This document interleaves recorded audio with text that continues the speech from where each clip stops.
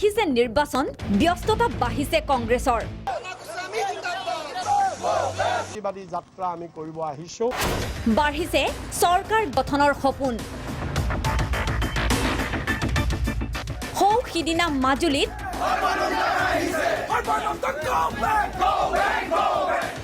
শনিবাৰে বজালীত গণতান্ত্ৰিকভাৱে নিৰ্বাচিত কিন্তু কামত স্বৈৰাচাৰী কাৰণ আপুনি দেখিছে এই চৰকাৰৰ বিৰুদ্ধে কোনেও একো ক'ব নোৱাৰে মুঠতে আহৰি নাই প্ৰদেশ কংগ্ৰেছৰ সভাপতি ৰিপুণ বৰাৰ বিধানসভা নিৰ্বাচনৰ সময় আহিছে গতিকে কংগ্ৰেছৰ ব্যস্ততাও বাঢ়িছে বজালীত বিজেপিক চৌৰাচাৰী আখ্যা ৰিপুণৰ শনিবাৰে সন্ধিয়া বজালীৰ ৰাজীৱ ভৱনত উপস্থিত হৈ বিজেপিৰ বিৰুদ্ধে সৰব ৰিপুণ বৰা হিমন্ত বিশ্বৰ কথাক দম্ভালী শ্লোগান আখ্যা ৰিপুণ বৰাৰ এখন স্বৈৰাচাৰী চৰকাৰ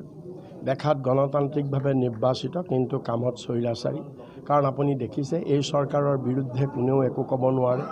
যোনেই মাত মাতে তেওঁকেই বিভিন্ন ধৰণে নিৰ্যাতন কৰে এইবাৰ বিজেপিয়ে কৈছে যে আমি 100খন 100+ আসন পামেই কোনো মিছন নাই এইবাৰ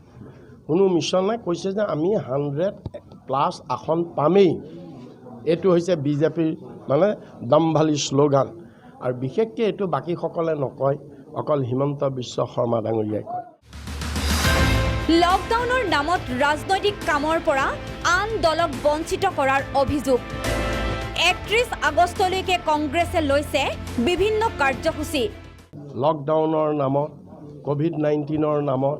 বিভিন্ন ছ'চিয়েল ডিষ্টেন্সৰ নামত তেওঁলোকে বিভিন্ন ধৰণে কিছুমান বাধা নিষেধ আৰোপ কৰি তেওঁলোকে পৰোক্ষভাৱে এই বিভিন্ন ৰাজনৈতিক দলৰ ৰাজনৈতিক কাৰ্যকলাপবিলাক কৰাৰ পৰা বঞ্চিত ৰাখিছে তে আমাৰ প্ৰস্তুতি আমাৰ যথেষ্ট ভাল হৈছে আজি 1 আগষ্ট আজিৰ পৰা 31 আগষ্টলৈকে সম্পূৰ্ণ এমাহ দিন আমাৰ কাৰ্যসূচী আৰম্ভ হৈছে নিৰ্বাচনত বিগ ব্ৰাদাৰ হিচাপে কংগ্ৰেছৰ আহ্বান আছুক নিৰ্বাচনত আছুক একত্ৰিত হৈ আগবঢ়াৰ আহ্বান জনালে ৰিপুণ বৰাই আছুকো আমি আহ্বান জনাইছোঁ যে অসমৰ যদি সঁচাকৈ স্বাৰ্থ তেখেতসকলেও কা আন্দোলন কৰিছে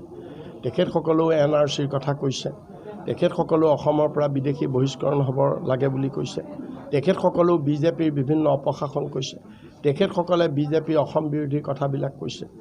গতিকে সেইবিলাক যেতিয়া আমিওতো একেখিনি কথাই কৈ আছোঁ